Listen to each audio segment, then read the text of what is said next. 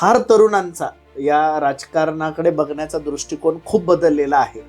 अशा काळामध्ये हे सगळं राजकारण करताना आणि गेली 10 वर्ष निवडणुका झाल्या नाही, मग या 10 वर्षामध्ये लोकांचा तुमचा संपर्क तरीही आधी होता तसाच राहिला की त्याच्यामध्ये काही फरक पडला?